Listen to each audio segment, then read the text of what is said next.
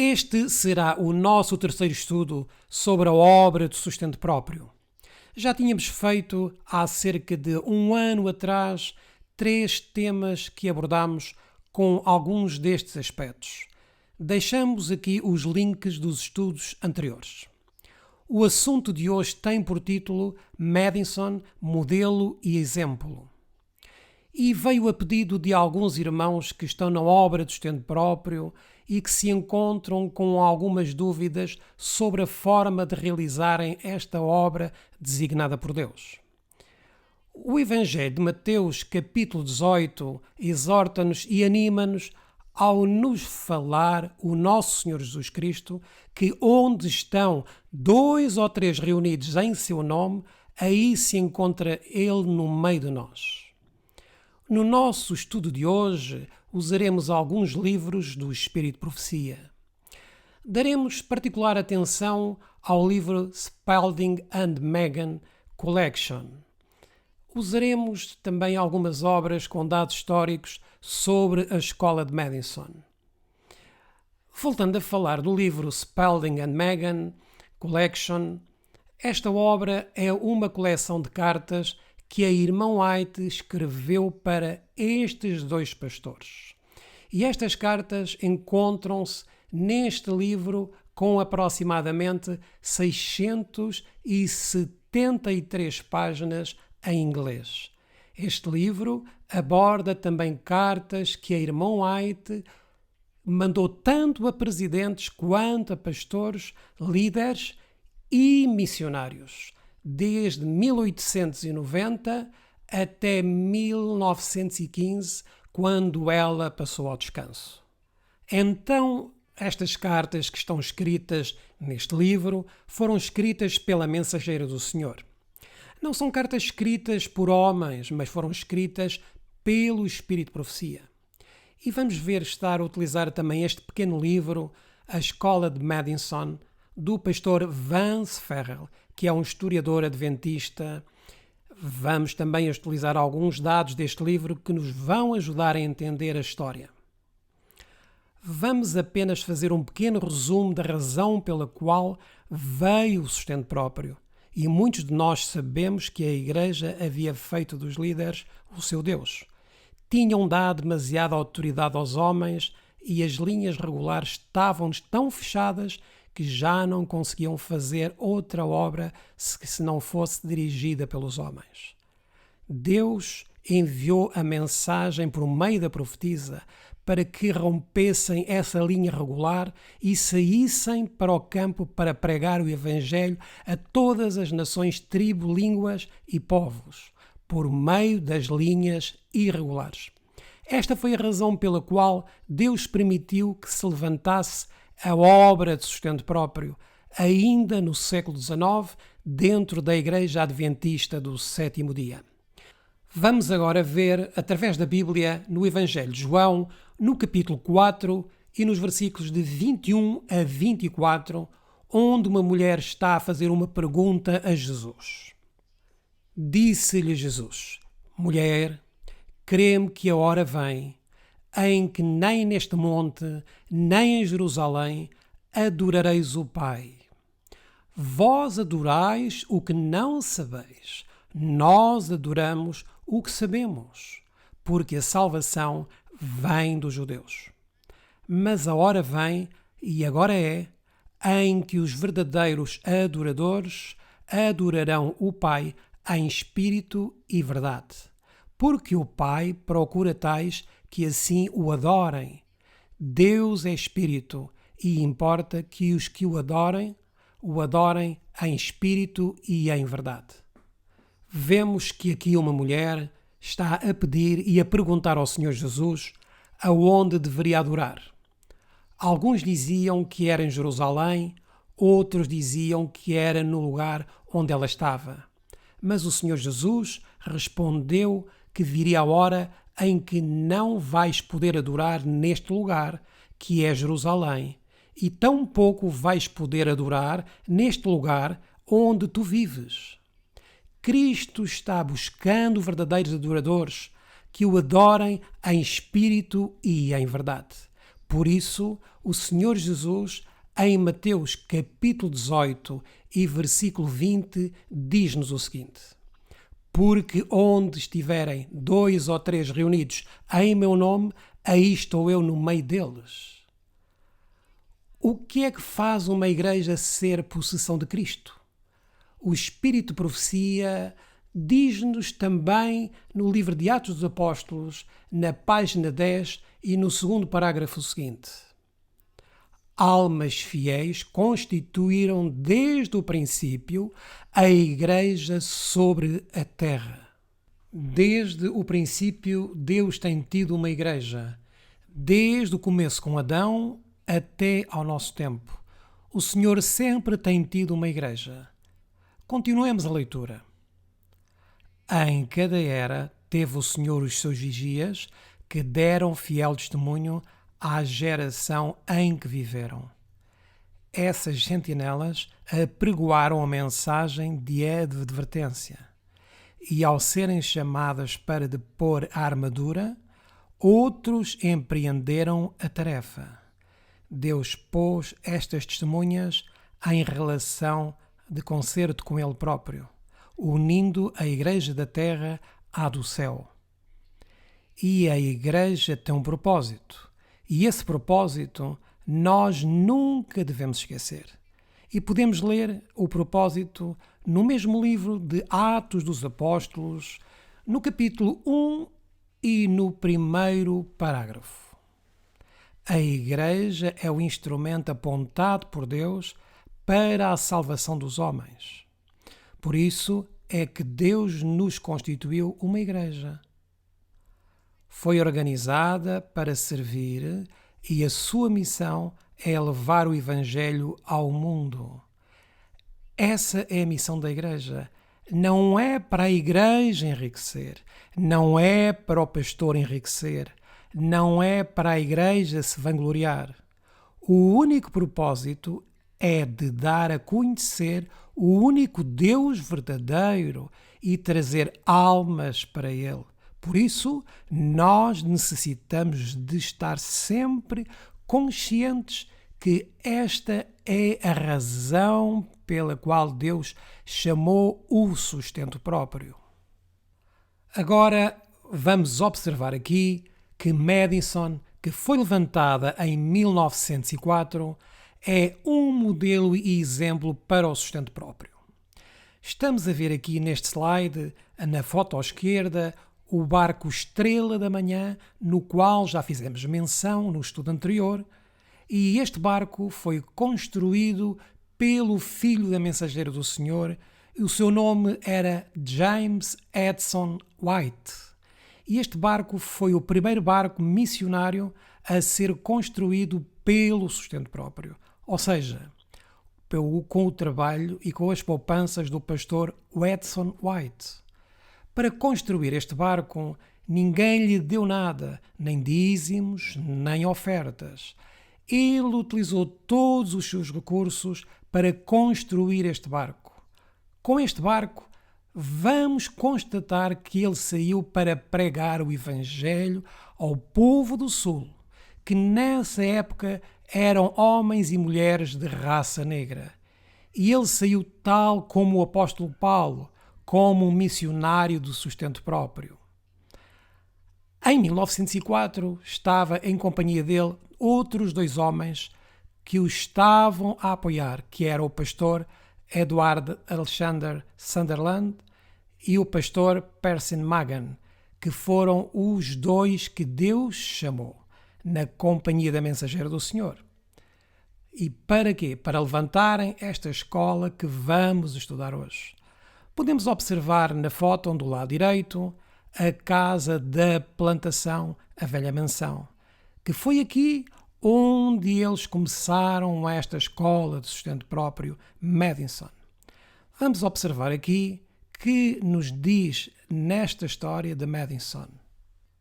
A janela superior à esquerda tem vista sobre o que serviu de primeiro escritório de Madison College. À noite, a menina D. Brown dormia ali e a mãe D. dormia numa pequena sala adjacente.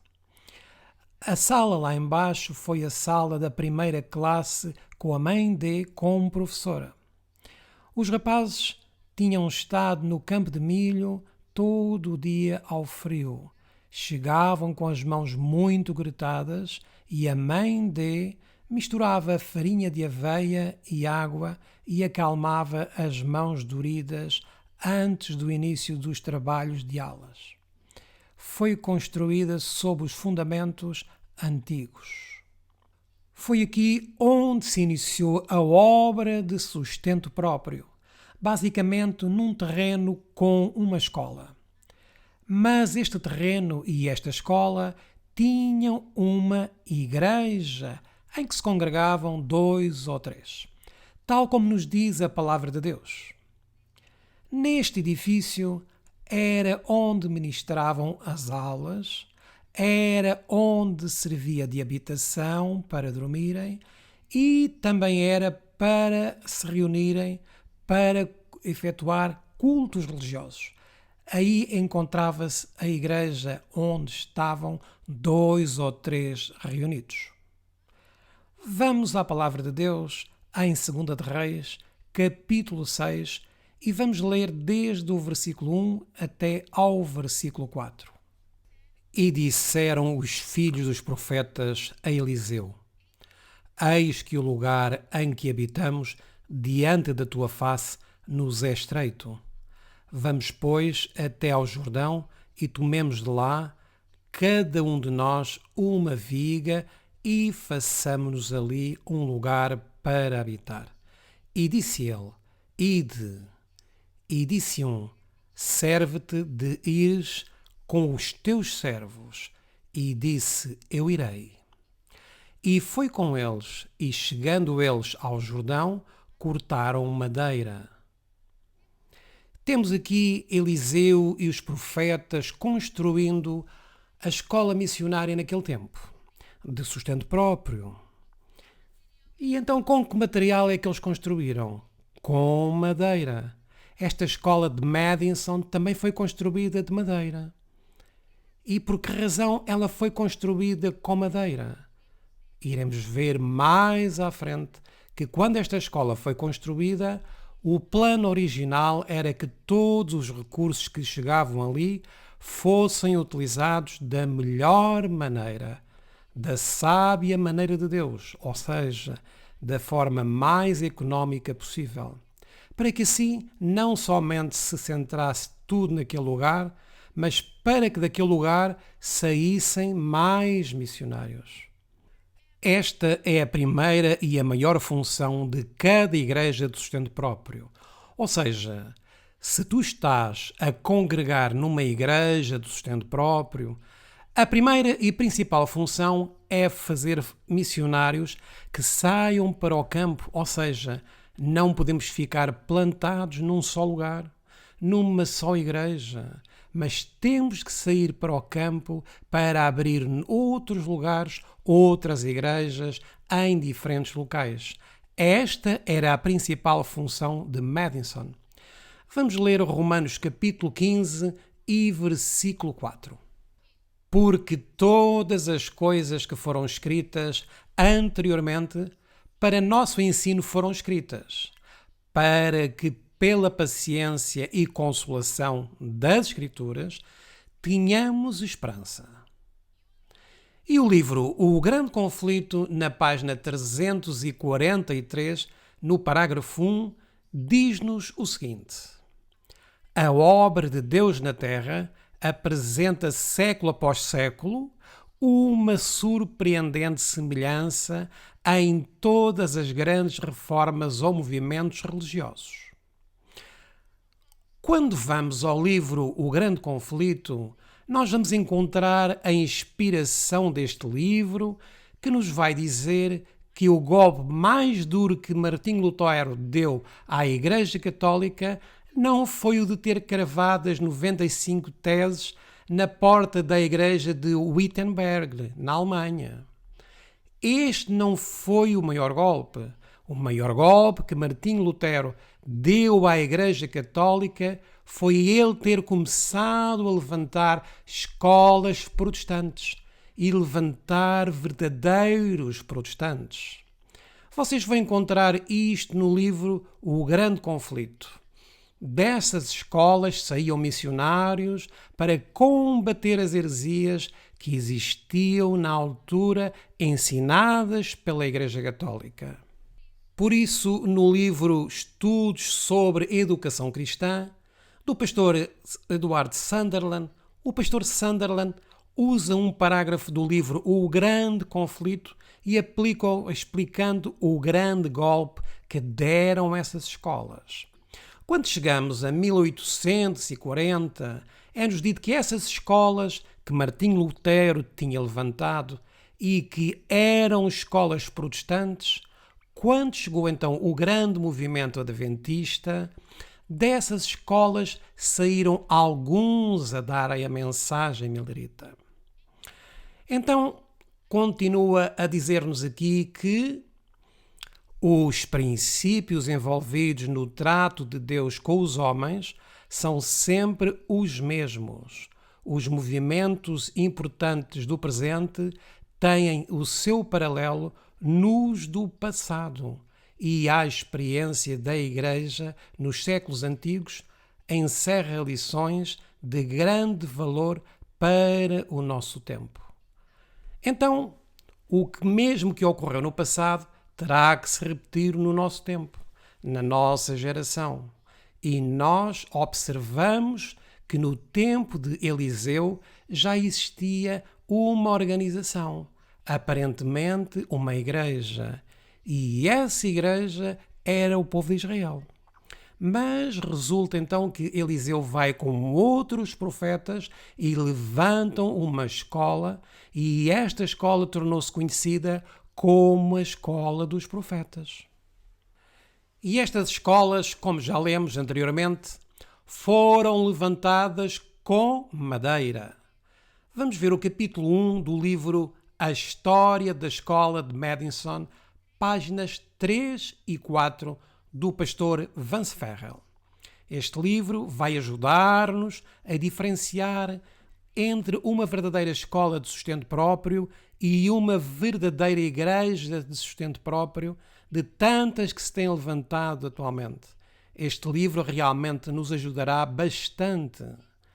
Diz-nos então aqui: após renunciarem ao Colégio Missionário Emmanuel, Sunderland e Megan fizeram uma viagem para o sul.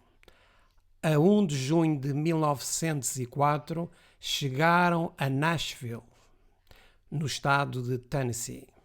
Na manhã de quinta-feira de 9 de junho, com Edson Olem, ou seja, o filho mais velho da irmã White, o missionário que saiu antes deles, está juntamente com eles neste barco que se chama The Morning Star, que traduzido para o português quer dizer Estrela da Manhã. Nele também vai o mensageiro do Senhor e o seu outro filho, Willie White, que seguem numa comitiva para levantar Madison. Vejamos o que nos continua a dizer. Navegou pelo rio Cumberland, depois, surpreendentemente, a barcaça avariou-se e foram forçados a parar em Edgefield Junction Land para reparações, não muito longe de um lugar agradável chamado Madison. A 22 de junho foi assinado um acordo de compra da propriedade rural por $12.720. Isto foi o que custou a propriedade de Madison, com um pagamento em dinheiro de $5.000 a ser pago no prazo de 10 dias. Estão aqui comprando a escola de Madison. Constatamos então que existe um pequeno livro com o título Propriedade e Controle da Escola de Madison. Este é um documento histórico, um breve estatuto relativamente ao estabelecimento do Instituto Agrícola e Normal de Nashville e alguns factos relativos à Lei Geral do Bem-Estar do Estado do Tennessee, onde podemos comprovar então vários factos que estamos aqui a afirmar no nosso estudo.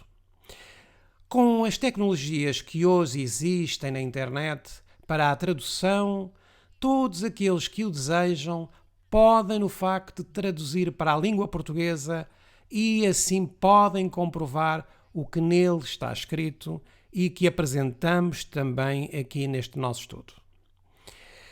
Este pequeno livro vai ensinar-nos certas diretrizes da Escola de Madison.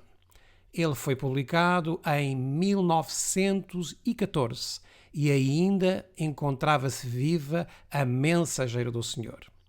Quando vamos pesquisar este pequeno livro, nós vamos encontrar quem eram os donos e quem controlava a Escola de Madison. Damos-vos esta referência porque há alguns anos estão a surgir supostamente muitas escolas de Madison. Mas quando pesquisamos este livro, damos-nos conta da grande diferença entre as tantas escolas de Madison que têm surgido há algum tempo e de como, na realidade, foi estabelecida a verdadeira escola de Madison. E neste livrinho que se chama Propriedade e Controle da Escola Madison, nós vamos encontrar, em primeiro lugar, que esta escola não tinha um só dono, nem mesmo 2 ou 3. Esta escola, quando foi registada de acordo com as leis desta terra, foi registada com um comitê, onde neste comitê não existia 2 ou 3 donos, mas vários donos. Mas pelo facto de existirem vários donos, eles mesmos não eram donos. Mas vamos supor que nós, que estamos aqui reunidos, por exemplo, mais de 10 pessoas, decidíssemos comprar um terreno e decidíssemos também fazer uma escola de profetas e fazemos também uma igreja e de repente eu digo a vocês, meus irmãos, eu já comprei o terreno, mas este terreno está no meu nome. A única coisa que vocês têm que fazer é enviar os vossos dízimos e ofertas para construírem esta escola. E temos aqui o grande primeiro erro. Este é o primeiro erro porque vocês estariam a fazer era simplesmente construírem em terreno alheio. Então, quando nós vamos fazer algo de sustento próprio, todos os nomes que estão aqui conectados têm que estar na escritura do terreno. Quando vamos a este livro, nós vamos encontrar o que fizeram nesta junta diretiva, também chamada como corporativa, certas regras. Número 1, que esta escola de Madison nunca deveria ser entregue à Conferência Geral. Sempre deveria manter-se separada da Conferência Geral.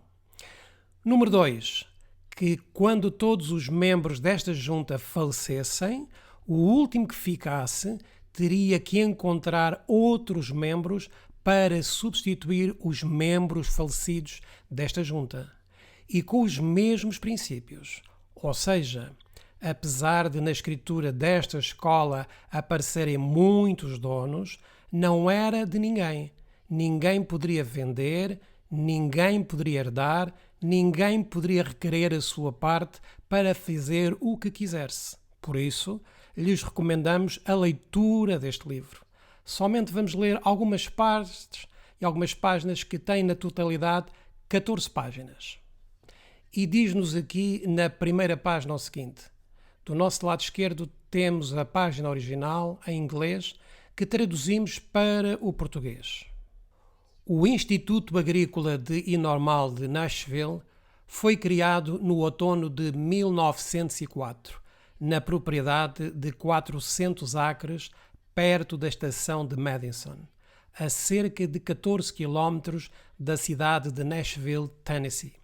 Foi designada como uma escola de formação para professores, missionários, nacionais e estrangeiros, sendo o seu principal objetivo preparar obreiros para a obra na parte sul dos Estados Unidos, onde existe o apelo mais urgente para escolas independentes oferecendo uma educação prática.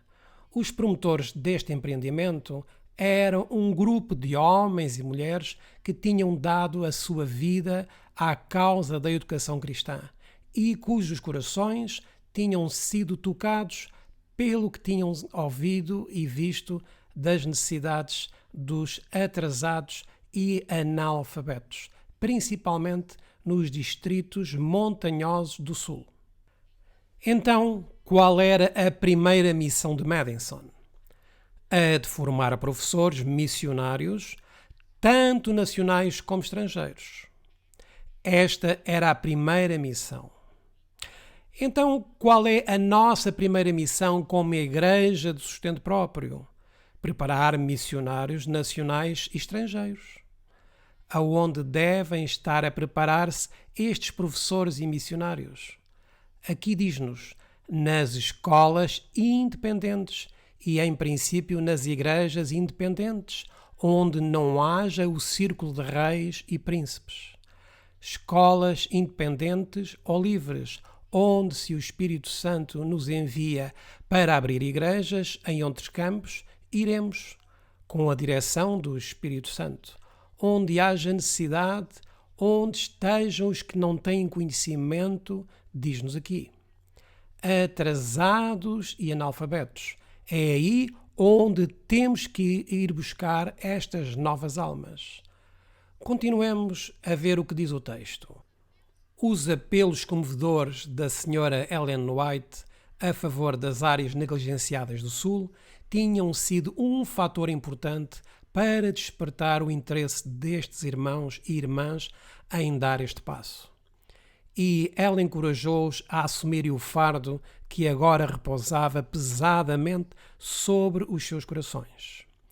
Animou-os ou não a irmã White a que saíssem das linhas regulares?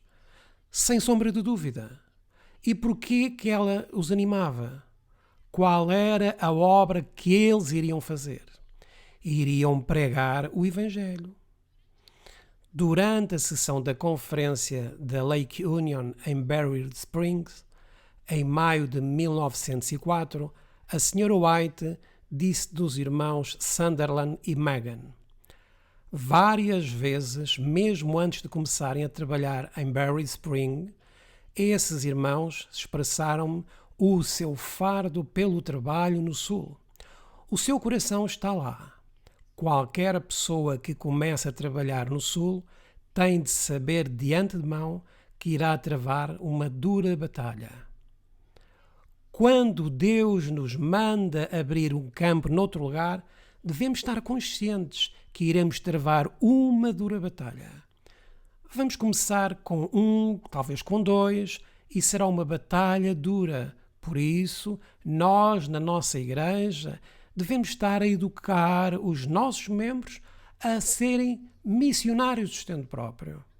Não devemos estar com os que estão na conferência, aqueles que estão sentados nos bancos. Não, senhor, pois temos que estar a nos preparar para a obra do grande despertar religioso e para o grande derramamento da chuva serôdia.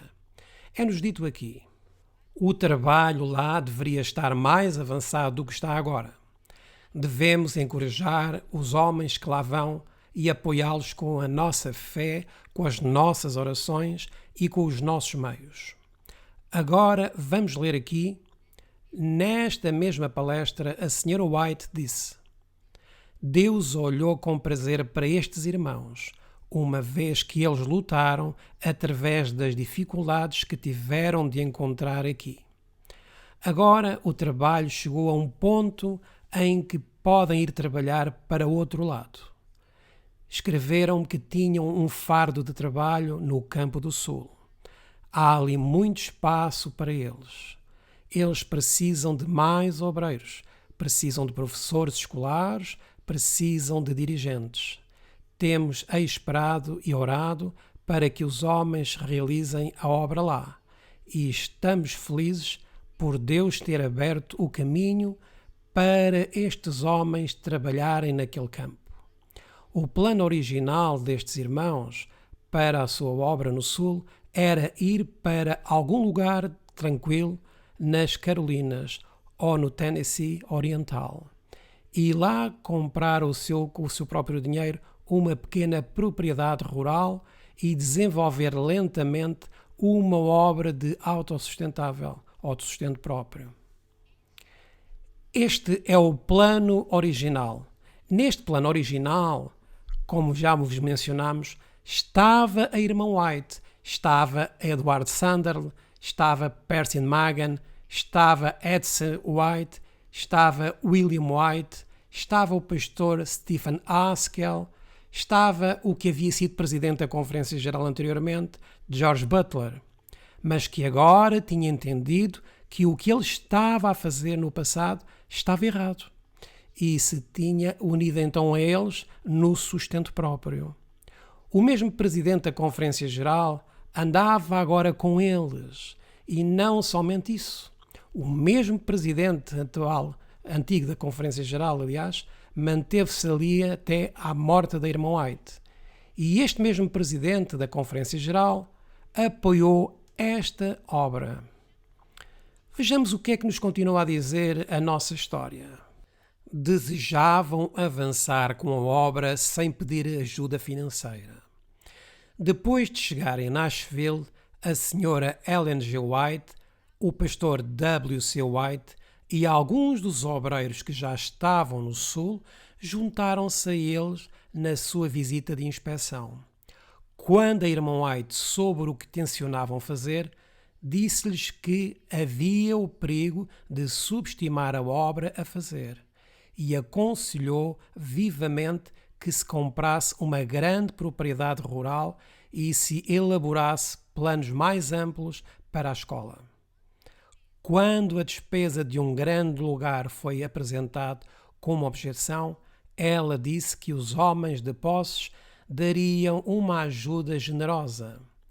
Ela faria com que se instalassem perto de Nashville, onde poderiam ter um contacto próximo com os seus irmãos e com as instituições ali localizadas. Agora vejamos aqui o seguinte. Em harmonia com esses conselhos, os irmãos modificaram os seus planos originais e decidiram localizar-se nos 400 hectares de terra que agora ocupam no Advocate, que era uma revista de agosto de 1904, o professor Sanders escreveu. O preço fixado pelos proprietários era de $15.000, aparentemente uma responsabilidade demasiado grande para ser assumida. Mas o conselho da irmã White foi de tomar imediatamente uma opção sobre o local, pois ela disse que mesmo que olhássemos mais para o sul, não encontraríamos um local mais adequado às necessidades da escola. Conseguimos que o preço fosse reduzido para $12.720. Ou seja, baixaram o preço inicial do custo. E continua a dizer-nos o texto. A posse parcial foi entregue de imediato. A história da irmã White sobre esta experiência e dos conselhos que deu aos irmãos Sunderland e Magan é contada na Review and Herald de 18 de agosto de 1904. Se vocês procurarem, verão que esta revista ainda se encontra existente. Review and Herald de 18 de agosto de 1904 e que tem como título Visitando o Sul. E esta revista pode ser lida completamente. E irmã White explica tudo o que eles fizeram. Continuemos então a leitura. Falando da sua visita a Nashville, ela disse: em ligação com a obra em Nashville, desejo falar da obra escolar que os irmãos Sunderland e Magan planeiam fazer. Aqui vemos que a história conta-nos e diz-nos que o que estamos a relatar é a pura verdade. E agora vejamos o que é que nos é dito aqui. Esta é uma carta que o advogado, que estava a organizar os documentos da instituição Madison, enviou ao filho da irmã White. E nós vamos então observar aqui a grande diferença entre as novas escolas de Madison que estão a ser formadas hoje e a verdadeira escola de Madison. Vejamos então o que é que nos diz esta carta.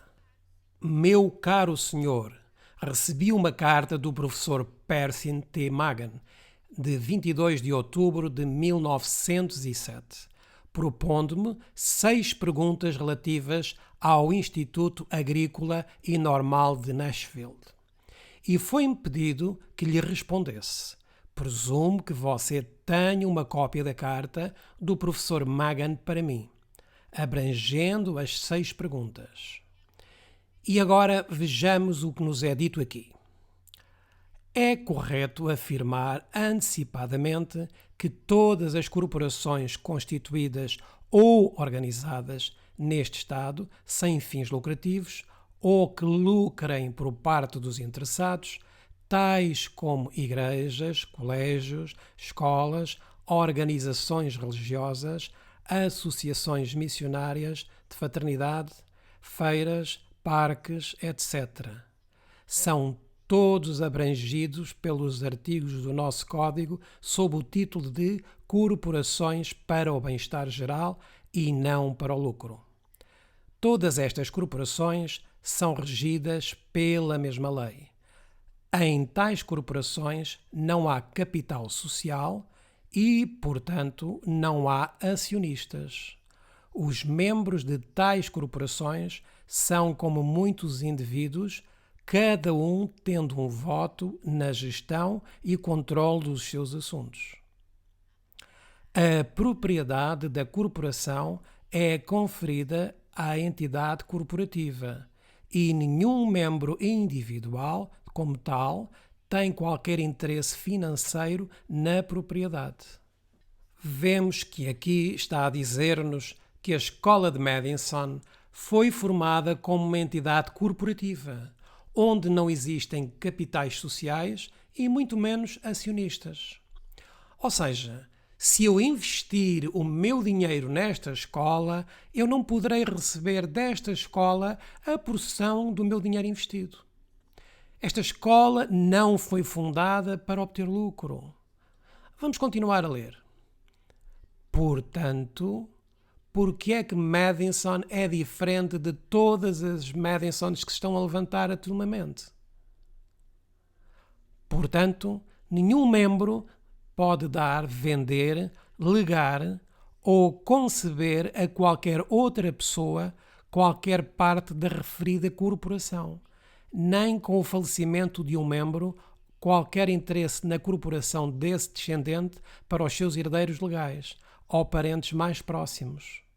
Com este prefácio, talvez possa responder às suas perguntas de forma mais satisfatória. Vemos que atualmente existem muitas escolas que se dizem de acordo com a Escola de Madison. Se colocarmos numa busca da internet Escola de Sustento Próprio Madison, vamos encontrar muitas. Este foi o nosso caso, por exemplo, em relação ao IAG do Brasil.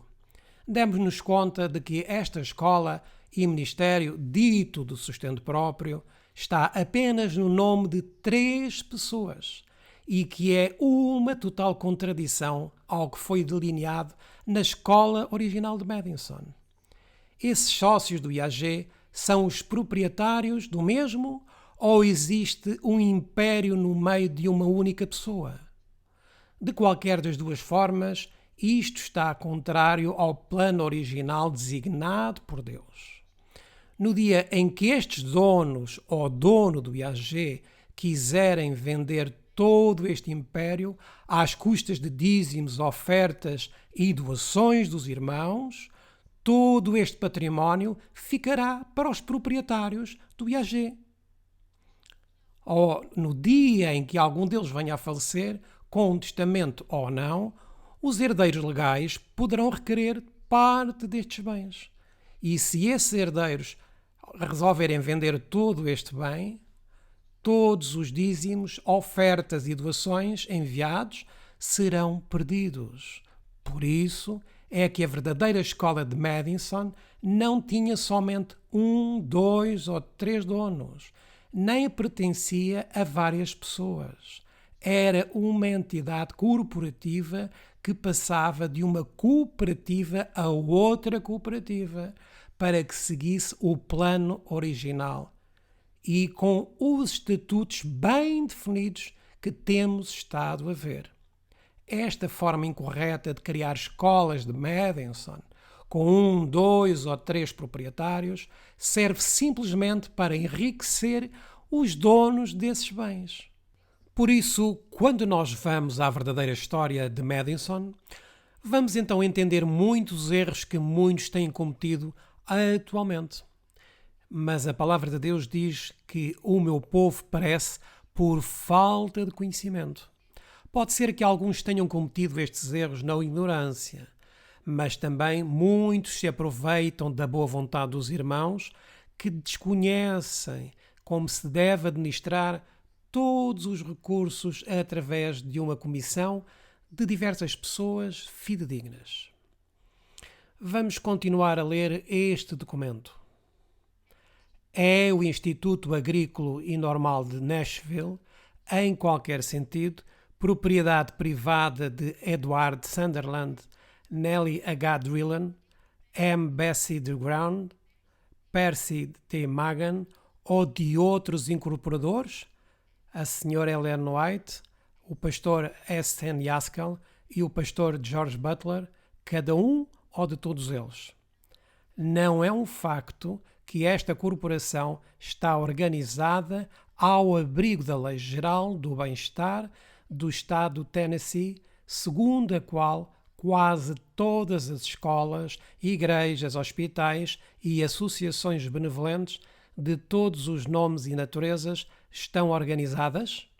Era esta propriedade de Sunderland? Ou esta propriedade era de Drilled? Ou de Bessie de Ground? Ou pertencia ao pastor Magan? Ou, por exemplo, também à Sra. White? E a todos aqui mencionados? E agora vejamos a resposta. Resposta. A propriedade do Instituto Agrícola e Normal de Nashville não é em nenhum sentido. E o que é que nos diz aqui, meus irmãos? A propriedade do Instituto Agrícola e Normal de Nashville não é em nenhum sentido propriedade privada de ninguém. A segunda cláusula de pergunta eu responderia sim. Todas estas instituições são constituídas ao abrigo do mesmo estatuto, ou seja, sob a lei de Nashville, Tennessee, onde não se pode fazer lucros destas associações sem fins lucrativos. A Conferência da União do Sul, dos Adventistas do Sétimo Dia e todas as outras associações de natureza afim foram constituídas neste Estado desde a Lei de 1875, o ano da aprovação da Lei Geral do Bem-Estar, ao abrigo desta lei. Continuemos então a ver o que é que continua a dizer. Nos termos e disposições da Lei Geral do Bem-Estar do Estado do Tennessee, é possível a qualquer indivíduo ter algum interesse de propriedade pessoal de qualquer nome ou natureza numa corporação constituída ao abrigo dos termos e disposições dessa lei. Pode qualquer membro de tal sociedade vender, legar ou ceder o seu interesse em tal sociedade a qualquer outro indivíduo, tal como faria com qualquer bem real ou pessoal? Agora vejam o que diz a resposta. Resposta. Não. Não há como transferir uma participação individual da corporação. A propriedade não é de maneira alguma divisível de modo a separar uma parte do todo. A segunda cláusula desta pergunta eu respondo não, ou claramente indicado acima. Reparemos bem nisto. O que é que acabamos de ler? Havia alguma maneira de vender alguma parte em separado? Não.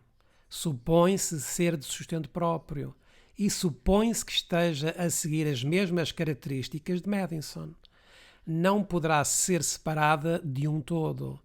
No sustento próprio, não podemos investir os nossos dízimos e ofertas em lugares que não são apropriados, porque somente estamos a dar os nossos dízimos e ofertas para enriquecer 2 ou 3 pessoas. Por isso, é bem importante conhecermos a nossa história. No livro de Testemunhos para a Igreja, no volume 2 e na página 552 e no primeiro parágrafo, a mensageira do Senhor diz-nos: como há ais sobre aqueles que pregam a verdade enquanto não são santificados no coração, na vida, há também ais para os que recebem e mantêm os não santificados na posição em que não podem ocupar. Vejamos o que nos continua a dizer este documento. Nos termos e disposições da lei do bem-estar geral, pode uma corporação autorizada ao abrigo da mesma pagar ou distribuir lucros ou dividendos de qualquer nome ou natureza a qualquer membro da referida corporação? Resposta: não. Qualquer distribuição de lucros ou dividendos a qualquer indivíduo seria um desvio da propriedade da corporação e qualquer membro teria o direito de recorrer aos tribunais e obrigar à devolução dos mesmos à corporação. Ou seja, pode um membro dessa corporação tornar-se rico, desviar os lucros e os dízimos para enriquecer a si mesmo? Ou seja, também, de todos os dízimos que estão entrando em todas as ofertas, ele vai tomar uma porção para construir a sua casa, para comprar outro terreno noutro lugar e para colocá-lo em seu nome? Claro que não. Vejamos o que o texto nos continua a dizer. Um ato deste tipo por parte do membro, não sendo um desvio, seria certamente uma violação do dever por parte dos funcionários no controle dos interesses da corporação. Confiando que esta breve resposta cobria os vários pontos sobre os quais desejo informações, sou atenciosamente A. F. Whitman.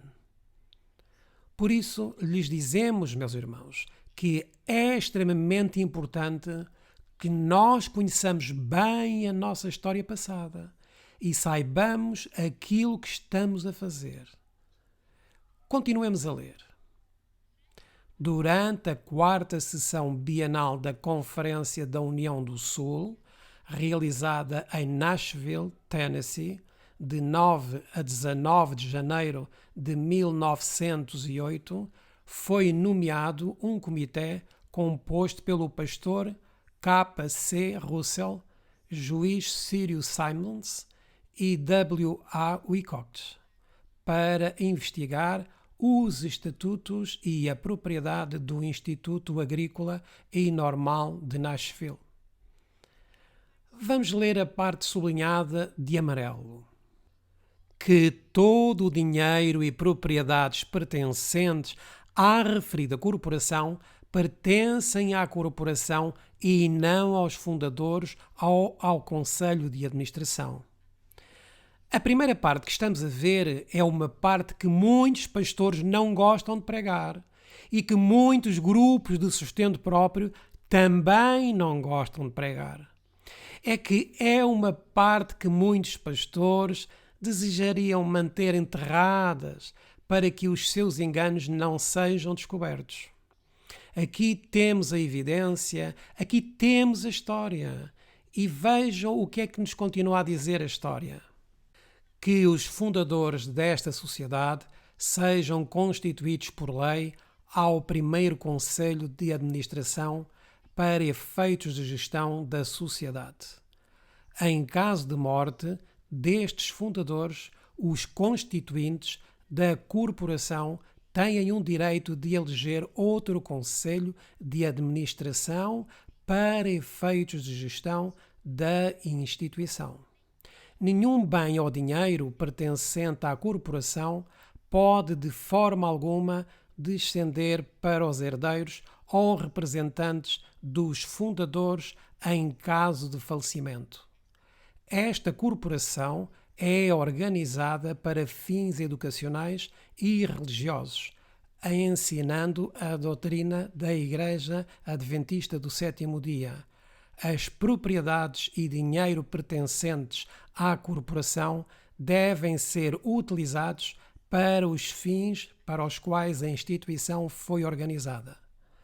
No caso do Conselho de Administração, aplicar incorretamente qualquer dinheiro ou direcionar incorretamente o uso de qualquer dos bens pertencentes à referida corporação, qualquer membro da Igreja Adventista do Sétimo Dia teria o direito de levar o assunto a tribunal e de mandar a rever e regulamentar o funcionamento da instituição por ordem do tribunal para que a corporação cumpra o propósito para o qual foi organizada. A escritura de S. N. Haskell à corporação é uma escritura de garantia transmitindo uma taxa simples de título à corporação e contém convênios gerais de garantia. A carta é assim formada pela lei do estado de Tennessee que nenhum fundador tem qualquer interesse individual em qualquer propriedade da corporação.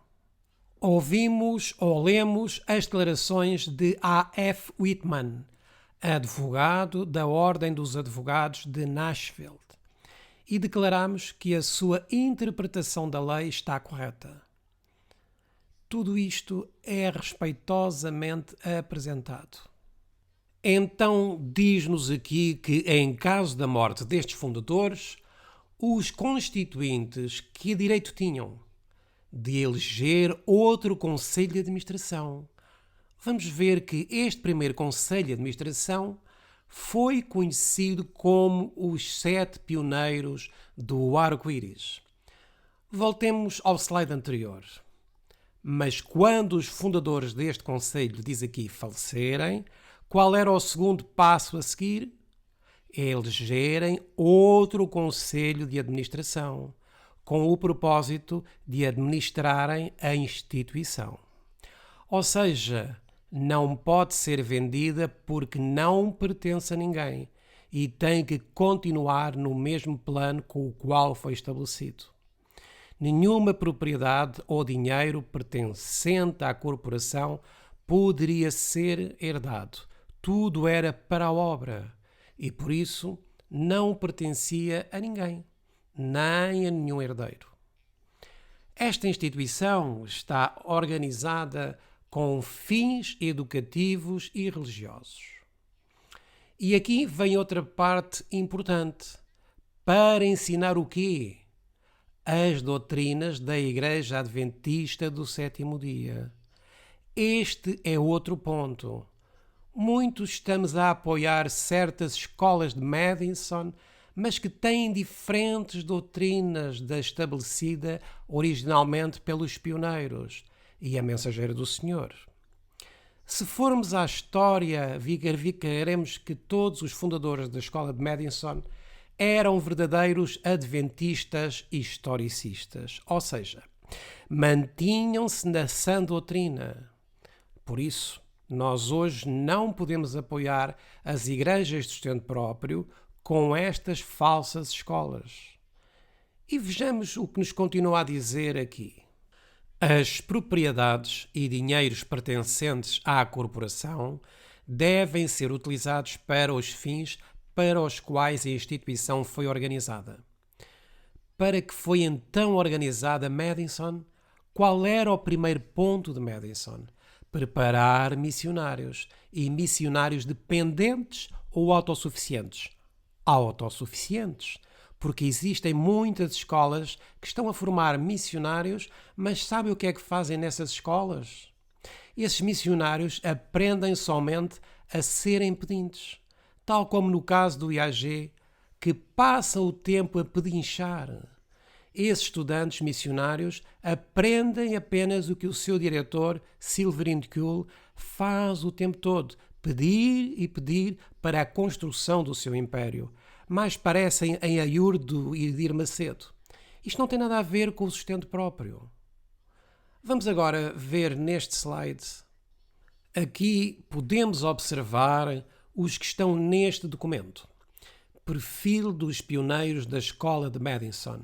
Aqui está o pastor Edward Alexander Sunderland, o pastor Percy Tilson Magan, a senhora Liddell Funk Scott, outra pioneira Bessie de Ground, a mensageira do Sr. Ellen Goldwhite, o pioneiro Freud Breler, a pioneira Nellie Wheeler, o pastor Stephen Nelson Haskell e o pastor George Butler. Eles eram conhecidos como os 7 pioneiros do arco-íris. Qual é o objetivo? Vamos lê-lo.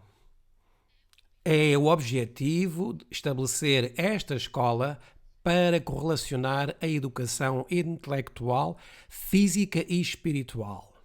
Será oferecido um forte curso intelectual, incluindo Bíblia, História, Filosofia e Ciência, cujo lema será Aprender Fazendo. Será dada aos estudantes a oportunidade de se autossustentarem enquanto recebem a sua educação.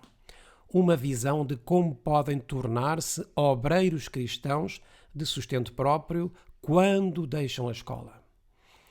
Outro ponto que nós não temos entendido, meus irmãos, é que é muito diferente vivermos no campo com 2 ou 3 famílias e que estabeleçamos uma escola de sustento próprio.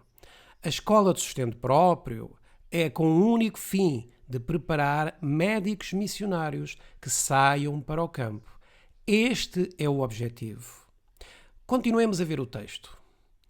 O objetivo desta nova escola é demonstrar aos jovens, rapazes e moças, desejosos de servir o Mestre, que podem começar uma obra para ele sem a ajuda de qualquer equipamento especial e apenas com os edifícios comuns que encontrarão em qualquer propriedade rural.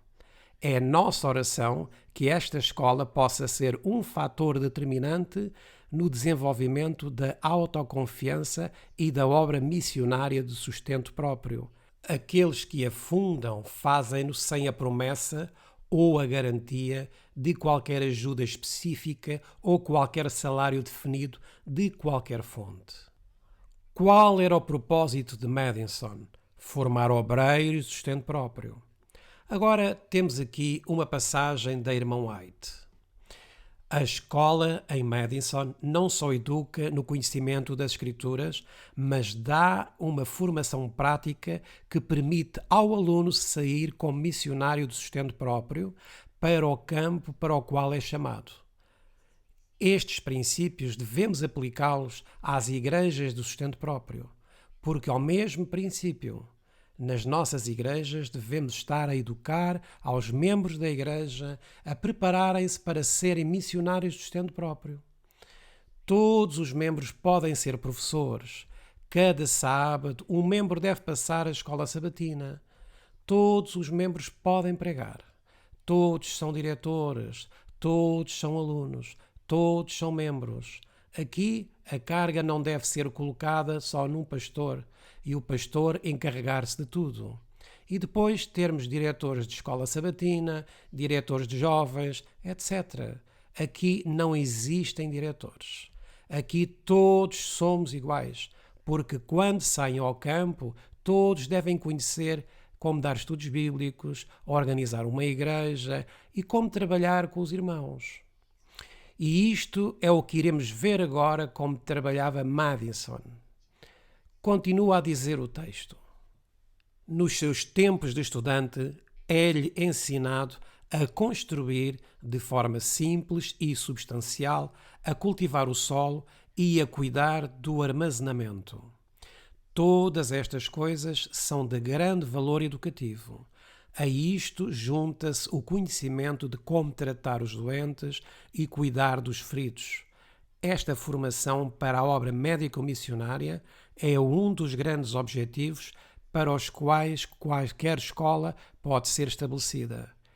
Se muitos mais estudantes de outras escolas nossas estivessem a receber formação semelhante, nós, como povo, seríamos um espetáculo para o mundo, para os anjos e para os homens.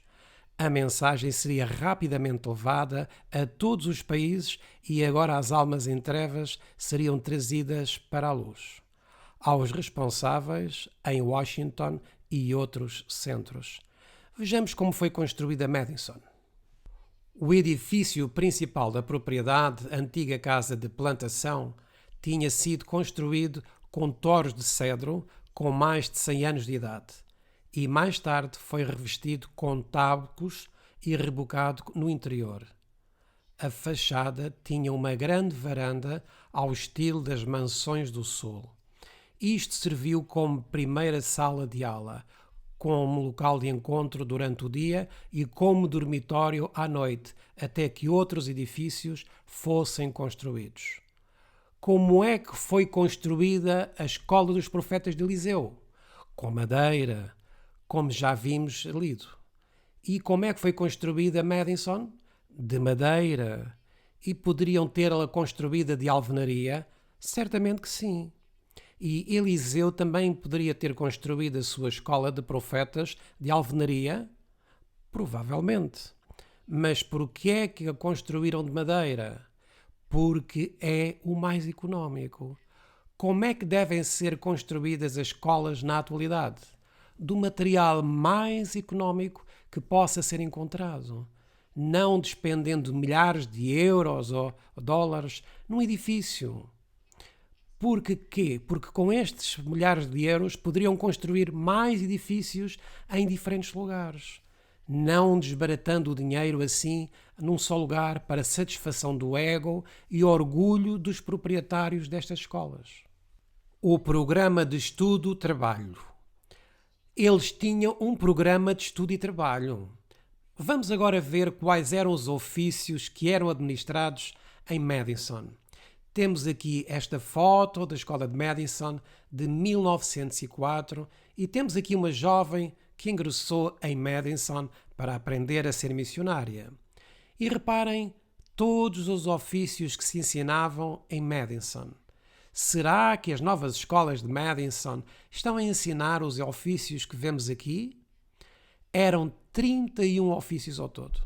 Agricultura, laticínios, pomar e vinha, fabrico de azulejos, fabrico de vassouras, criação de aves de capoeira, fábrica de leite de soja, lojas de limpeza a seco, lavandaria, mecânica de automóvel, carpintaria, lojas de móveis, marcenaria, loja elétrica, sapataria, costura e confecção de roupas, cafetaria e enlatados, culinária e padaria, confeitaria, gráfica, artesanato em couro, pintura, estufamento, soldadura, desenho, canalização, engenharia de máquinas, rebocos e colocação de blocos, reparação de carroceria de automóveis, ar-condicionado e de refrigeração.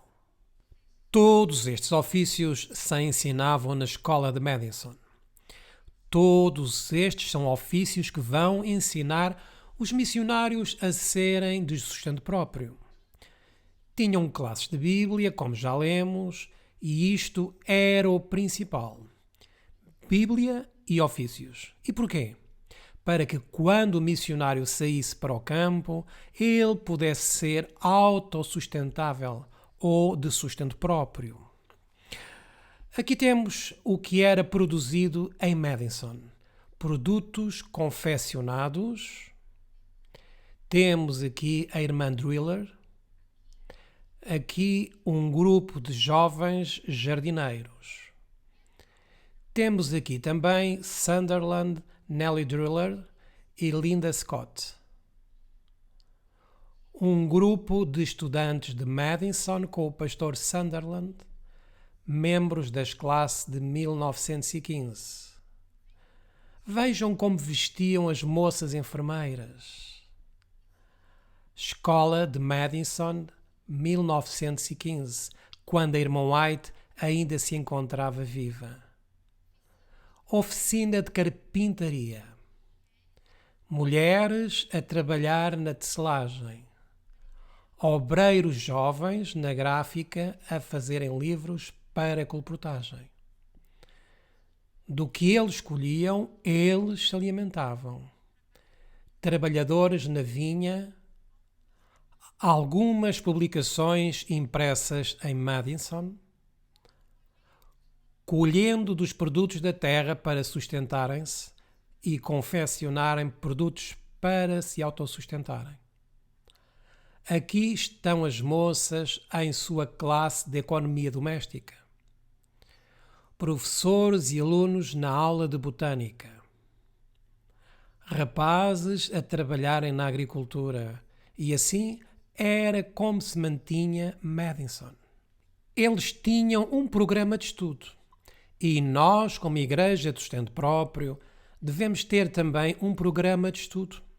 Para quê? Para ensinarmos os jovens, as crianças, os adultos e aos de mais idade a serem quê? De sustento próprio ou autossustentáveis.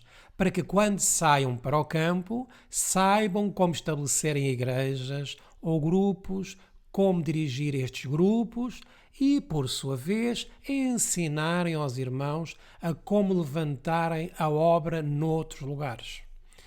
Segue dizendo: o programa de estudo e trabalho de Sunderland consistia em meio-dia dedicado ao estudo e a outra metade ao trabalho. Tiveram de angariar fundos para edifícios, maquinaria, gado e outros melhoramentos. A produção leiteira, bem gerida, proporcionou algum rendimento. Sunderland e Megan sabiam que os estudantes, vindos como vinham de lares pobres, não podiam receber educação se tivessem de pagar as propinas, pelo que as propinas não eram cobradas. Era-lhes cobrada a educação, meus irmãos. Não era cobrada. E o que é que vemos hoje nas pseudo-escolas de Madison? Vejam, irmãos, o que se passa, por exemplo, no IAG do Brasil. Os novos alunos têm que pagar propinas, imitando o sistema corporativo adventista do UNASP. E mais, têm que trabalhar para essa instituição como autênticos escravos. A fim de quê? A fim de enriquecerem em parte os donos desta instituição. Tiveram de trabalhar durante todo o seu tempo de estudo e os seus instrutores ajudaram-nos da forma que puderam. Isto levou a uma amizade muito estreita entre os estudantes e os professores. Todos eles trabalhavam em conjunto para resolver qualquer problema que surgisse. Quantos trabalhavam na escola de Madison? Todos! Como é que devemos trabalhar nas nossas igrejas quando surge um problema? Deve ser resolvido apenas por uma pessoa? Ou devemos estar todos juntos? Devemos estar todos juntos, todos unidos. A escola de Madison nasceu em condições semelhantes às experimentadas pelos nossos pioneiros. As suas mesas eram de tábuas, as suas cômodas, caixas de madeira seca. A sua alimentação estava muito restrita ao que encontravam nos seus campos e ao que o seu trabalho diário produzia. Esta condição de economia forçada, não exatamente pela sua escolha, estava, pelo menos, dentro dos planos dos fundadores. Sabiam que para se treinarem a si próprios e aos seus estudantes para servir os pobres, não havia nada mais eficaz do que privação e sacrifício, não só nos primeiros tempos de dificuldade, mas ao longo da história, a sua escola tem de ser uma escola de simplicidade. O corpo deve habituar-se ao trabalho árduo e a comida simples.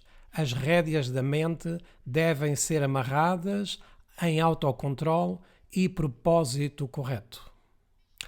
Vejamos que era aquilo que se ensinava na escola de Madison. Diz-nos aqui o pastor Spalding. Quanto mais próximas estiverem as condições de vida da escola, das condições que os alunos encontrarão quando se tornarem professores, mais adaptáveis e eficientes serão esses professores.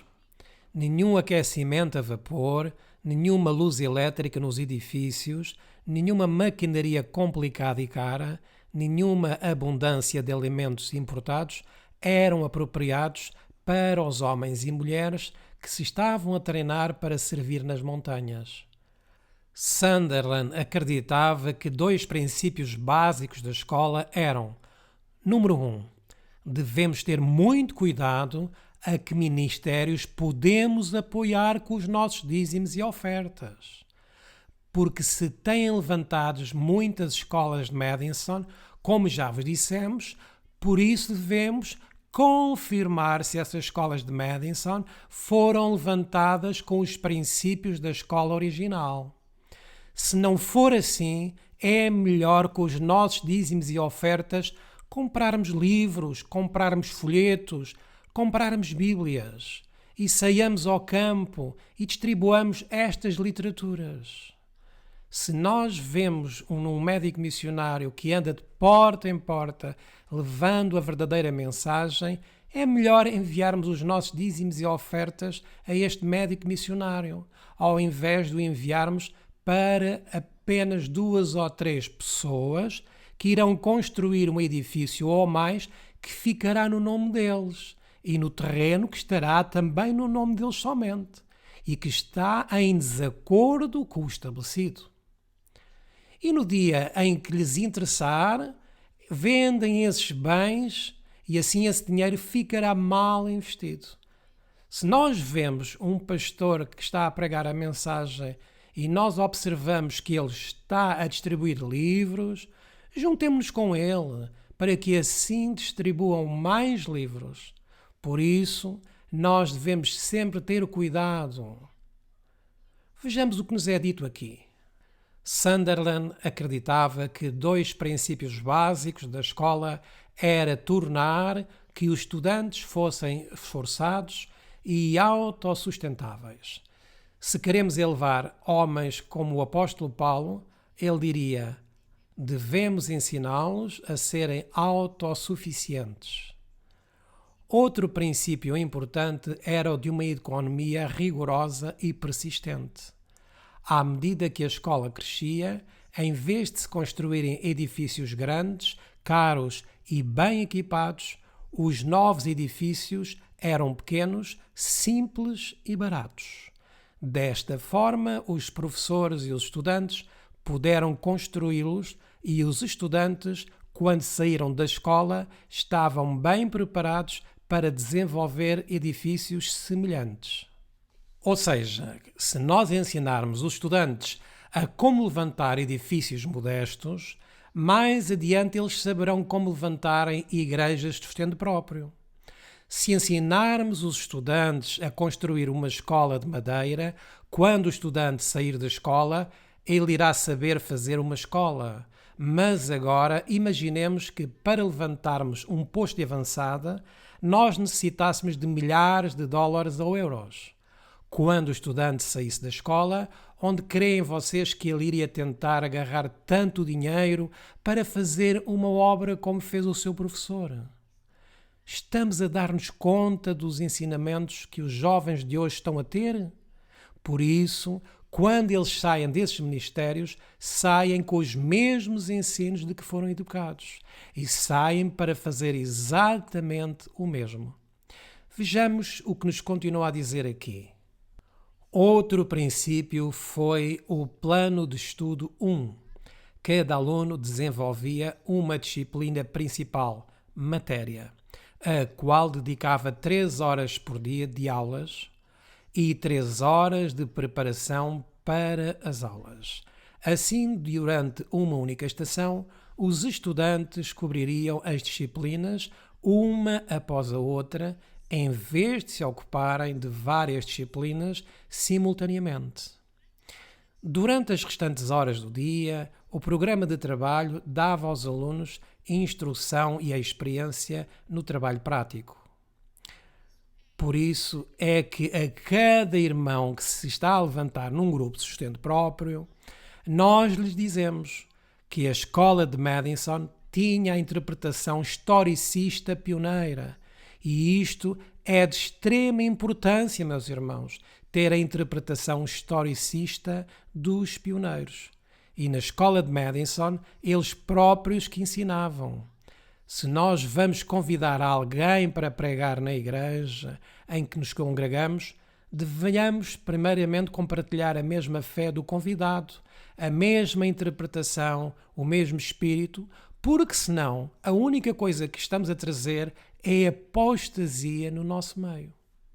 Por isso vos digo, meus irmãos, é preferível vocês preguem nos vossos grupos, mesmo que alguns não tenham muita experiência, pois é melhor que assim seja, porque estamos a estudar o mesmo, estamos com o mesmo espírito e em unidade de doutrinas, do que convidarmos alguém de fora e corrermos o risco de trazermos a apostasia para o nosso meio. Mesmo os irmãos que não estão tão habituados a pregar, os mesmos estão a preparar-se e a instruir-se, são estudantes e professores também. E isto irá servir-vos no futuro para levantarem a obra noutros lugares.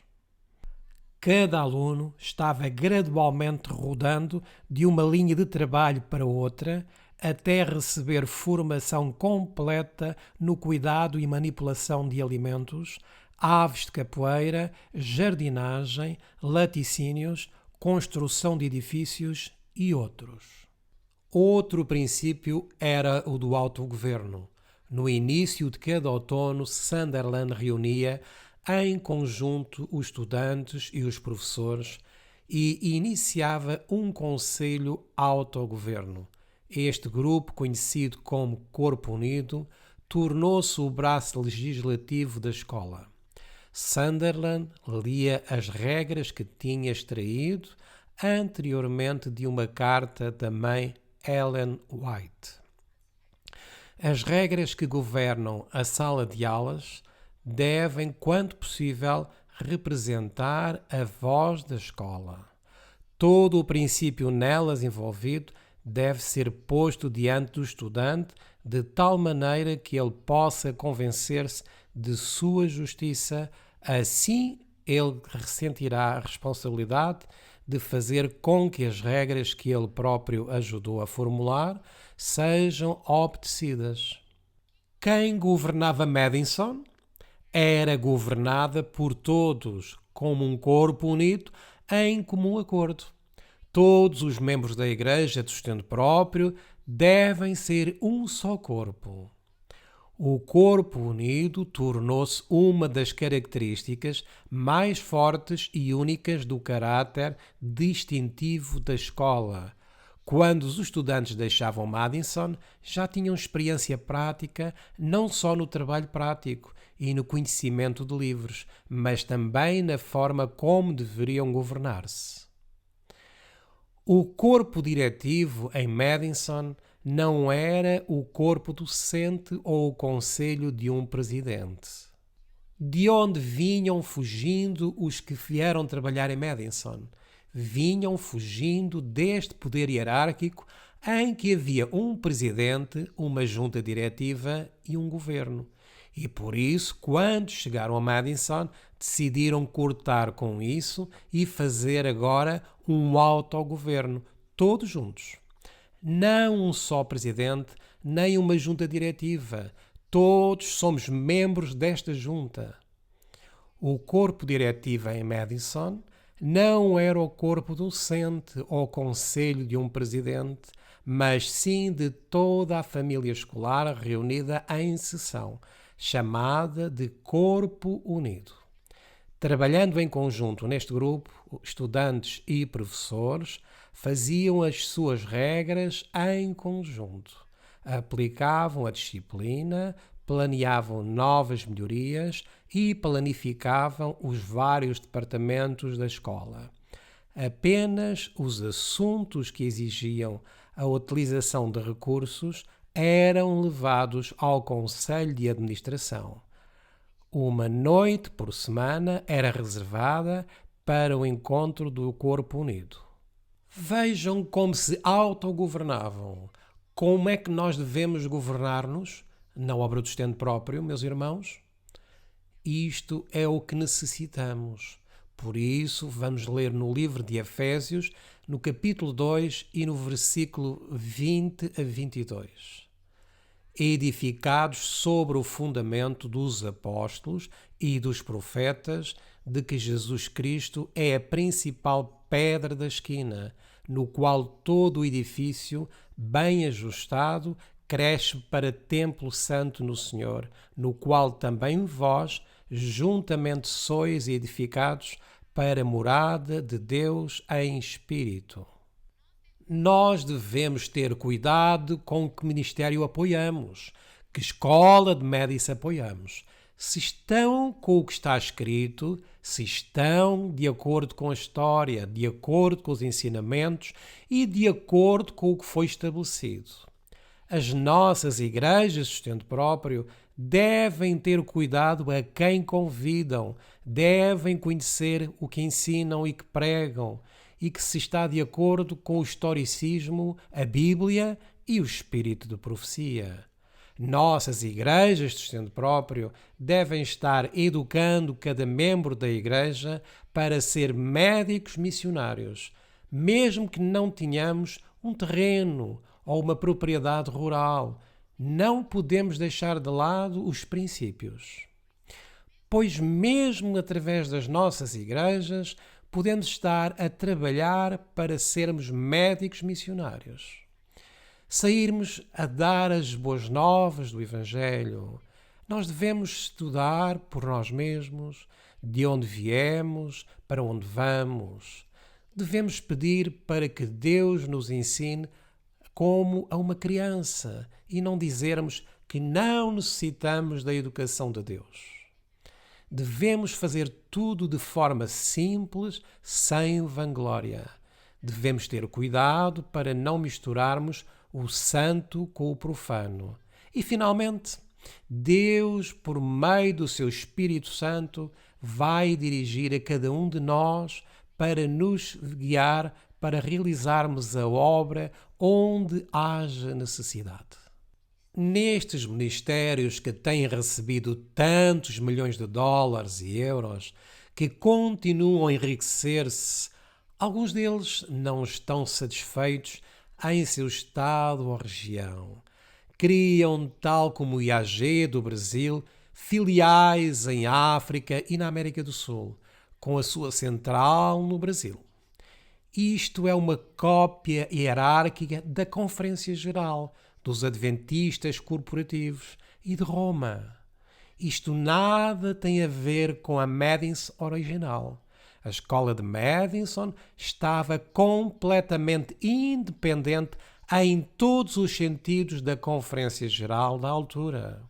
Por isso, hoje, os ministérios do sustento próprio atuais, que estão sob a alçada da ASI ou da Conferência Geral, são falsos ministérios de sustento próprio, pois são controlados pela apóstata corporação adventista. Meus irmãos, devemos romper com todos estes falsos ministérios e seguirmos os princípios de como os pioneiros começaram a fazer a obra, como os apóstolos fizeram a obra. Por isso, meus irmãos, convidamos-vos a que deixemos-nos guiar pelo Espírito Santo e não por homens. Voltamos a dizer-vos, investiguem por vocês mesmos, para que saibamos diferenciar o que é de Deus e o que não é de Deus. Quando vamos às Escrituras e aos testemunhos, com a mente livre de preconceitos, não com sensacionalismos, não com emoções, mas com o princípio de um está escrito, manter-nos-emos sob este está escrito. para que as nossas palavras não sejam tomadas como vãs e como falso testemunho em relação ao Ministério de AG, vamos apresentar um excerto de 2 vídeos oficiais que se encontram no canal do YouTube do respectivo Ministério.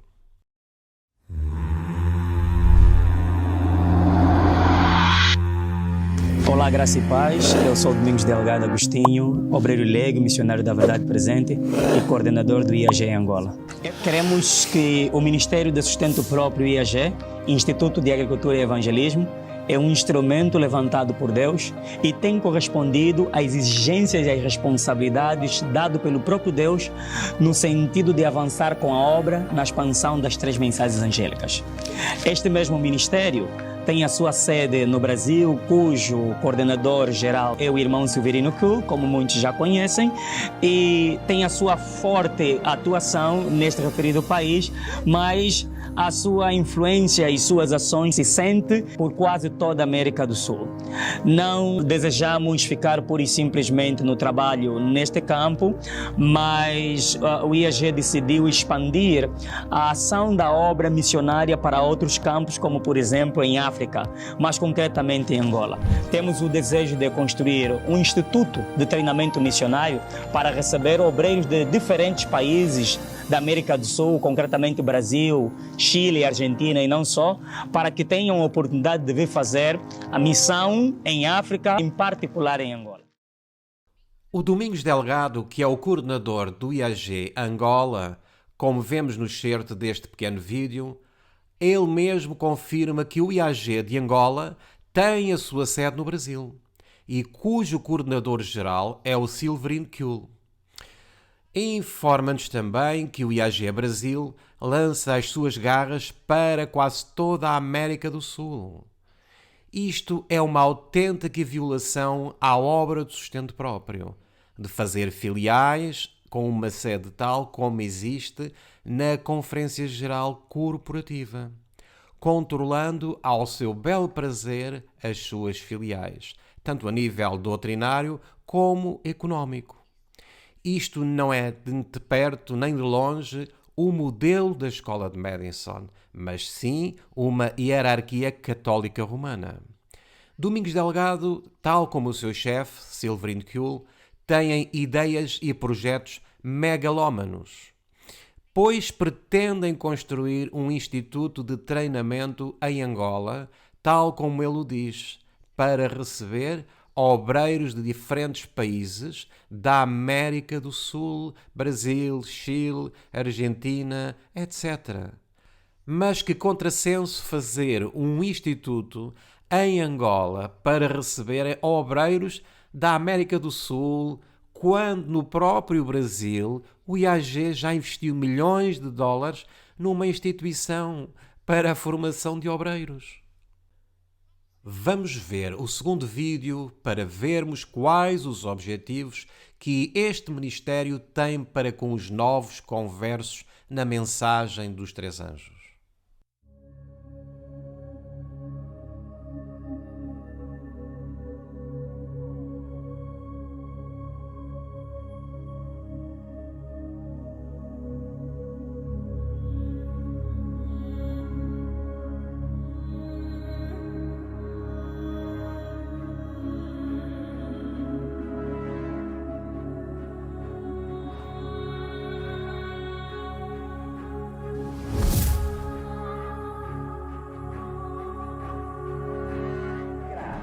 O sacerdócio de todos os crentes não anula a organização da igreja em nenhum momento. Precisamos buscar o equilíbrio, tá? Termos o direito do sacerdócio de todos os crentes, porém, não anular o direito daqueles que foram colocados como cabeças dentro da igreja. Precisamos buscar o equilíbrio, tá? Termos o direito, não é? O direito do sacerdócio de todos os crentes, porém, não anular o direito daqueles que foram colocados como cabeças dentro da igreja. Muitos vão pegar essa nota e vão julgar ser dever de todos os leigos batizarem ou um leigo em qualquer circunstância batizar. Vamos ver mais uma outra nota. Eu só quero te pedir, vamos ler o texto. Se tem um ministro, está a dizer a irmã White, se tem um ministro ao alcance, amém? Não vamos fazer confusão. Se tem um ministro ao alcance, certo. Então eles podem buscar o ministro ordenado para fazer o quê? Então ela não está a dizer que eles devem batizar em todas as circunstâncias. Ela está a dizer que devem batizar quando não há alguém. Estamos em Luanda. Quantas igrejas adventistas tem em Luanda? Várias. Por que estão no quintal a batizar se tem ministro? Isso é um erro. Circunstâncias alteram casos. Isso vai ser o motivo pelo qual Filipe batizou. Era diácono e não ministro. Por causa da dispersão e por causa da perseguição, a irmã White pega nesse assunto para nos dizer: nesses casos, o leigo pode, mas não é o nosso caso. Não temos perseguição, as igrejas estão em paz. Temos aqui Domingos Delgado a fazer uma pregação sobre o sacerdócio de todos os membros. E de uma forma muito confusa começa por nos dizer que no Novo Testamento o sacerdócio é dado aos leigos. E até aqui está tudo bem. Mas várias vezes cita a palavra equilíbrio. Mas o que ele faz é misturar a verdade com o erro e o sagrado com o profano. Depois projeta uma passagem do Espírito de Profecia que se encontra no manuscrito 55 de 1901. E esta passagem também se encontra em Manuscrito Release, volume 13, na página 213. Só que de forma astuta, no vídeo, ele não lê a respectiva passagem e começa a querer dar pouca relevância e significação à mesma. E começa a usar de argumentação humana típica dos ministros corporativos adventistas. Mas vamos ler a passagem que ele menosprezou. Quando alguém sai como médico professor do Evangelho e colportor, deve estar plenamente habilitado para fazer o trabalho de um ministro. Quando, sob os seus labores, as almas aceitam a verdade e dão provas de verdadeira conversão, ele deve batizá-las em nome do Pai, do Filho e do Espírito Santo. E tais obreiros devem ter a simpatia e a cooperação daqueles que permanecem em casa. Há muito trabalho a ser feito em campos estrangeiros, mas não esqueçamos dos pagãos à nossa porta. As pessoas de cor dos Estados do Sul da América têm sido cruelmente negligenciadas pelos cristãos. A grande necessidade deste povo exige a nossa ajuda. À sombra das nossas próprias portas, eles vivem em pecado e degradação. Deus chama por médicos missionários fervorosos que coloquem toda a alma na obra de salvar os pecadores. Fazei da obra de Cristo o vosso exemplo. Como vemos, a passagem mostra-nos que não só os ministros, mas que também os membros consagrados podem e devem batizar. Logicamente que se houver um ministro para fazer, que o faça. Mas isso não é uma regra instituída como ele quer provar e, ao mesmo tempo, menosprezar o batismo feito por leigos. No fim de contas, que este sujeito do IAG pretende é que os novo-conversos sejam batizados pelos ministros corporativos adventistas. E isto ficou bem claro para todos nesta sua pregação. Gostaríamos de perguntar a Domingos Delgado como é possível mandar os novos conversos para serem batizados numa instituição completamente apostatada, que além de ter castrado e anulado ao mesmo tempo a mensagem dos três anjos, ainda pratica nas suas instituições o aborto, a promoção de uma vacina que viola as leis de saúde divinas, promove clubes de desbravadores mundanos e com símbolos de logia maçónica, proclamam um falso Cristo que não é o nosso exemplo em tudo, espezinha o dia de sábado, com atividades escolares e festividades de dias pagãos e mundanos, liturgia com música satânica e a lista continuaria por aqui. Por acaso João Batista enviava os novos conversos para serem batizados no Sinédrio? Cristo foi batizado por um leigo ou por um sacerdote do templo que tinha credenciais de ministro na época? E os discípulos fizeram 4 anos de teologia para terem diploma para poderem batizar? Claro que não. Enviar almas para serem batizadas na apóstata corporação adventista, as mesmas teriam que se comprometer com o voto batismal de apoiar esta instituição com os seus dízimos e ofertas, o que significaria promover e apoiar a apostasia desta vil instituição. Isto é uma total incoerência e loucura por parte deste indivíduo e do ministério que ele representa. Vejamos uma passagem do Espírito de Profecia que nos vai falar daqueles que, com os seus recursos, mantêm os não santificados, ou seja, mantêm os apóstatas. Como há ais sobre aqueles que pregam a verdade, e enquanto não são santificados no coração e na vida, há também ais para os que recebem e mantêm os não santificados na posição em que não podem ocupar. Se o Espírito de Deus não santificar e tornar puros e limpos o coração e as mãos dos que ministram as coisas sagradas, e eles falarão de acordo com a sua imperfeita e deficiente experiência, e seus conceitos desviarão de Deus os que os consideram e confiam em seu discernimento e experiência. A palavra inspirada não nos deixa dúvidas que os ais também repousarão sobre os que, com os seus recursos, mantêm uma instituição apostatada e assim ajudam a promover o erro. Existem várias outras incoerências com relação a este ministério, mas somente mencionaremos as mais recentes que fomos informados esta semana.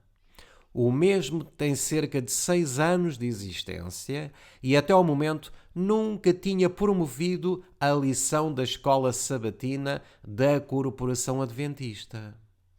Os mais informados sabem que estas lições, há várias décadas, têm sido infiltradas por autores jesuítas e, portanto, deixaram de ser fiáveis. Tornaram-se estas lições de uma água com açúcar e conventos doutrinários. Mas por que razão os líderes deste ministério, em vez de estudar palha sem alimento espiritual, não se põem a estudar livros do Espírito de Profecia, tais como O Grande Conflito, Conselhos sobre Saúde, Conselhos sobre o Regime Alimentar, Parábolas de Jesus, O Desejar de Todas as Nações, ou alguns livros também que editam como Spalding and Magon Collection, ou até mesmo os livros de alguns pioneiros, tais como os dos pastores Uriah Schmidt, Stephen Haskell, John Andrews, etc, etc. A razão, meus irmãos, é que estes líderes não estão mais interessados neste tipo de literatura, mas sim em apresentar estudos ecuménicos para satisfação e aproximação da corporação adventista. Por isso, eles agora estão piscando o olho para a apóstata corporação adventista e assim estudam literatura em comum. Mas o final de tudo isto encontra-se na primeira epístola de Timóteo, no capítulo 6 e no versículo 10, que nos diz o seguinte: porque o amor ao dinheiro é a raiz de todos os males, e nessa cobiça alguns se desviaram da fé e se trespassaram a si mesmos com muitas dores. Quem acompanha a forma de atuar dos líderes do IAG há vários anos, como nós o temos feito, não tem dúvidas em afirmar que o que os move nos últimos anos é precisamente o que se encontra neste versículo que acabamos de ler. E também o orgulho, a lisonja e os projetos megalómanos que pretendem implantar a nível mundial. Para manter esses projetos megalómanos, é necessária grandes e avultadas somas de recursos, e a forma humana de ver e recolher estes fundos é ter uma atitude ecuménica para com todas as fações do adventismo atual. Para estes líderes, os fins justificam os meios e a transigência de princípios inalienáveis. Que Deus nos livre de entrarmos em caminhos tão sinuosos e obscuros destes líderes. Contudo, fazemos viamente apelo a todos estes dirigentes do IAG e outros ministérios que seguem linhas parecidas, que se libertem das suas cegueiras espirituais, dos seus projetos pessoais de gratificação ao ego, que se libertem de todos os inimigos do verdadeiro adventismo histórico, tal como nos diz Jeremias capítulo 6 e versículo 16. Assim diz o Senhor, pondo-vos nos caminhos e vede e perguntai pelas veredas antigas, qual é o bom caminho e andai por ele. Poderíamos falar de outros falsos ministérios de sustento próprio, tais como o da Maísa Ribeiro, que intitulado A Escola dos Profetas, que também, por amor ao lucro, ao dinheiro e à fama, se entregaram nas mãos da perversa corporação adventista. Mas não o faremos porque o tempo já vai longo. Para terminarmos este nosso estudo, gostaríamos de dizer que, aonde quer que nós estejamos, podemos ser úteis na obra de Deus e sermos como o nosso amado Jesus Cristo, sermos obreiros de sustento próprio.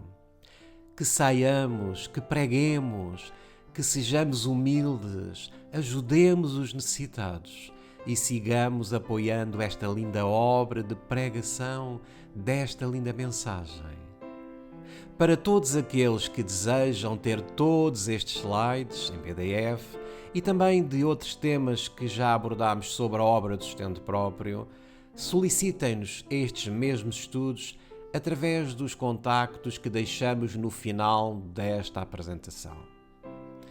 Não podemos deixar de agradecer a todos aqueles que estiveram conosco hoje e que todos nós possamos tirar lições do que é realmente a mensagem da verdadeira obra de sustento próprio, inspirada na original Escola de Madison. Que Deus vos abençoe a todos e até ao nosso próximo estudo.